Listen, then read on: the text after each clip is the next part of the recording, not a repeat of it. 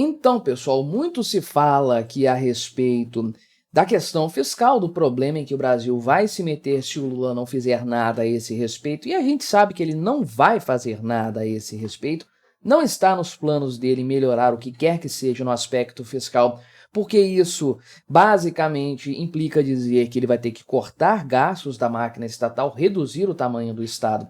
Isso ele não quer fazer, ninguém no PT quer, diga-se de passagem, mas falta dar um pouco de clareza a esse respeito. O que vai acontecer se realmente o Brasil seguir nesse entalo fiscal, como o pessoal do site O Globo coloca aqui, né? Que realmente é uma palavra que demonstra bem a situação, a sinuca de bico em que nós estamos. E, na verdade, caso isso não aconteça, não apenas o Brasil vai se ferrar legal, se nada for feito em matéria de ajuste fiscal. O próprio PT já vai enfrentar problemas nas eleições de 2026, que são fundamentais para o partido. O partido está quebrando o Brasil para conseguir 2026 reeleger o Lula e sei lá mais quem que eles querem.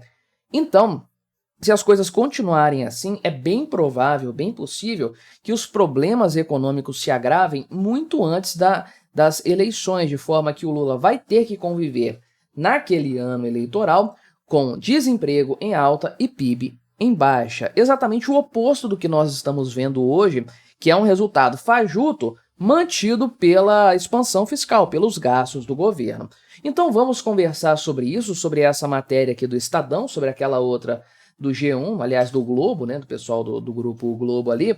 Mas antes, não se esqueça de se inscrever aqui no meu canal se você ainda não for inscrito, e se você quiser colaborar financeiramente com o meu trabalho, você pode se tornar membro patrocinador do meu canal. Com valores a partir de R$ 1,99 por mês, você me ajuda bastante dessa forma, pode ter certeza disso, né? Qual é o problema que nós temos em matéria fiscal? Eu sempre falo disso aqui no canal, trago expectativas, trago previsões do mercado, e estima-se aqui, né, que no atual mandato do Lula, as coisas aí vão piorar tanto que a dívida pública vai saltar de 72%, que é quando ela estava quando o Bolsonaro passou a faixa, para 84% do PIB em 2026, uma piora de 12 pontos percentuais do PIB em apenas um intervalo de 4 anos. Isso aqui é muita grana, meu amigo. É um negócio assim absurdo, só da piora da dívida pública, né? Realmente uma situação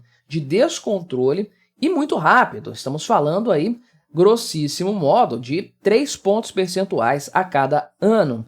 Então a gente vai alcançar os 100% do PIB nesse ritmo aí, nessa toada, provavelmente ainda nesta década, né? Se as coisas se mantiverem nesse ritmo, o que é, para um país emergente, o fim da linha. Né? O Lula fez a canalice de comparar a dívida brasileira com a dívida dos Estados Unidos, da França, do Japão, sei lá.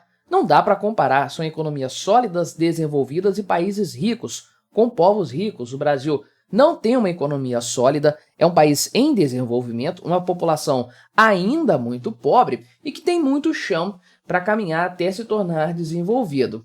Vai conseguir? Com esse tipo de governo aqui, é difícil que a coisa realmente caminhe nesse sentido, né? Então, o que acontece? O pessoal trata aqui do arcabouço fiscal e vamos lá, eu não carrego essa culpa. Se você me acompanha há mais tempo, você sabe disso.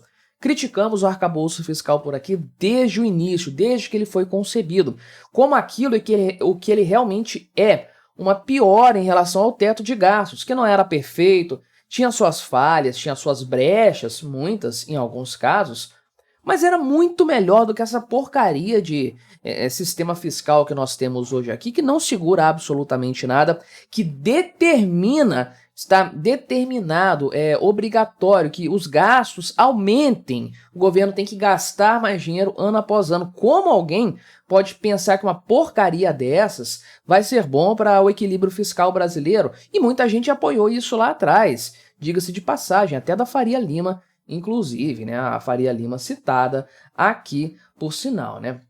citada é nessa outra notícia aqui, né? Mas o arcabouço fiscal é o grande problema aí, né? Então, qual é a situação que a gente tem agora? Que o que foi previsto no arcabouço fiscal de segurar o déficit primário já neste ano de 2024 e chegar com 1% do PIB de superávit em 2026, isso não vai acontecer, até porque o governo já mudou essas expectativas, colocou ali 0,25% de superávit do PIB em 2026, que é um resultado completamente irreal, né?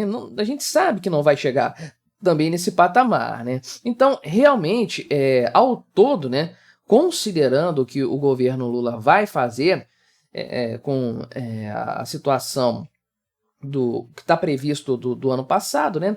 O déficit do ano passado, o 0 a 0 que supostamente vai ter esse ano, o 0 a 0 que vai ter supostamente no ano que vem e 0,25 em 2026, o governo terá ficado no déficit primário, ainda assim, mesmo se ele respeitar a própria regra.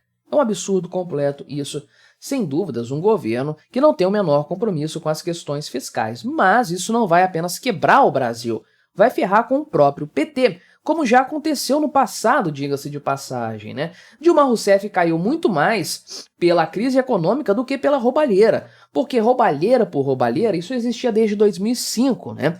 A gente já sabia do mensalão lá em 2005 e em 2006 teve eleições e o Lula ganhou, apesar do mensalão. Por quê? Pela palmolência do PSDB, a gente conhece bem a história, mas porque a economia estava boa na época, né? O boom das commodities, aquele engano e tudo mais.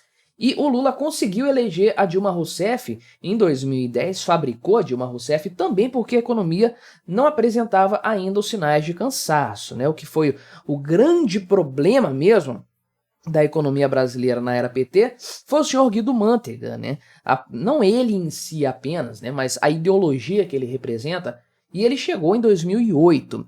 Então, realmente, os problemas da gestão do Guido Mantega, da nova matriz econômica, foram aparecer lá em 2013, 14 principalmente. A Dilma Rousseff fez o diabo para conseguir se reeleger, prometeu mundos e fundos e caiu logo na sequência porque a economia desabou, né? É um risco que o Lula corre também.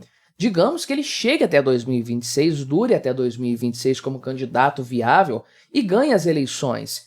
Ele vai cair logo na sequência com a economia desse jeito aqui, né? E é o que o pessoal, inclusive, pontua, né? A Faria Lima aqui compreendeu que o PT tem miopia política, né? E está em um processo de negação. Isso aqui é verdade, né?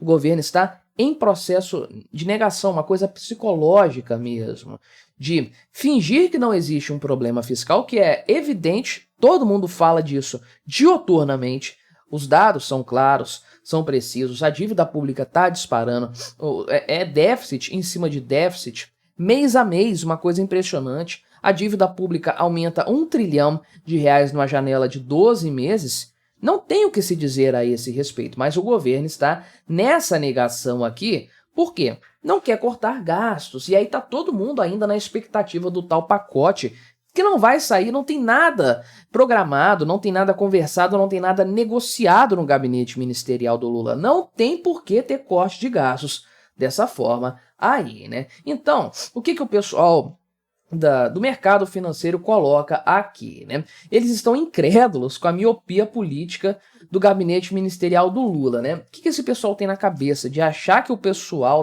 que o Lula ia trazer nesse terceiro mandato dele? O Lula falou que não ia cortar gastos, não ia ter nada disso. O Lula nunca prometeu e nunca falou que a equipe econômica dele teria gente competente e pessoas que seriam ouvidas, né? Não, todo mundo sabia que o Haddad seria o ministro da Fazenda do governo Lula, porque o Lula nem anunciou isso, não quis anunciar o ministro da Fazenda dele para não causar todo o rebuliço que a nomeação do Haddad acabou causando, né? Porque você tinha ali um monte de baba-ovo do mercado financeiro apoiando o Lula, fazendo o L, Henrique Meirelles, Armínio Fraga, Pércio Arida. O Lula cagou para todos esses aí, botou o poste dele no Ministério da Fazenda. Então não sei por que o pessoal tá incrédulo com essa história aí, né? E aí qual que é o ponto, né? O governo não tem urgência nenhuma para resolver essa questão do pacote de cortes de gastos aqui. E é uma situação que eu sempre gosto de frisar, é um tema urgente, mas uma vez decidido e aprovado, não é para amanhã isso aí, é para 2026, porque não vai entrar no orçamento de 2025. Não tem previsão disso entrar no orçamento. O Congresso deve fechar a questão orçamentária esse mês, provavelmente. Não tem tempo para esse debate acontecer no Congresso Nacional. Ou seja, se o governo Lula correr muito, para 2026 nós vamos ter alguma coisa. E o governo está só protelando essa história. Então, olha o tamanho desse problema para quando ele vai ser empurrado pela barriga, né? Então, o que vai acontecer caso isso não se resolva? Nós vamos ter uma taxa de juros frequentemente alta. Ah, não, mas o Banco Central com o Gabriel Galípolo vai abaixar isso na marra. Olha só, hoje o Brasil já está pagando 13%, por exemplo, de juros na dívida, mesmo com a taxa Selic agora tendo voltado para casa dos 11%. Ou seja, o Brasil já paga acima da Selic para o investidor estrangeiro emprestar dinheiro para o governo. Isso não vai mudar com Gabriel Galípolo ali. Ele não vai convencer o mercado, né? Ele pode até fazer a politicagem do Lula, mas não vai conseguir reverter esse cenário. Então, vai ter aí uma situação de um déficit corrente que vai pressionar os juros da dívida para cima. O que você vai ter aí, então, né? Uma desaceleração da economia, retroalimentando, essa é a palavra, retroalimentando a dívida pública com juros mais elevados, que vai piorar esse problema. A dívida vai estourar, você vai ter uma economia andando mais devagar, o PIB vai cair e a taxa de desemprego vai voltar a subir, porque foi o que a gente viu lá atrás, inclusive, né? Então, o que acontece, né? O mercado de trabalho tem um tempo ali para reagir às mudanças econômicas. A gente já está vendo, por exemplo, a piora da inflação agora, que costuma ser mais rápido, mas o desemprego vem depois. Então, é muito provável que isso aconteça em 2026 e ferre as chances eleitorais do Lula de forma geral, né? Então, é uma análise correta, mas eu entendo mais isso aqui como sendo a Faria Lima dando um recado político para o Lula para que ele consiga se reeleger lá na frente do que uma constatação puramente isenta, né? Mas, enfim, não deixa de ser verdade. E sim, o governo é míope, o governo não consegue perceber a situação que se desenrola diante dos seus próprios olhos. Mas me diga aí, o que você achou dessa minha análise? Colabore com o nosso debate, se inscreva no meu canal se você ainda não for inscrito e até a próxima.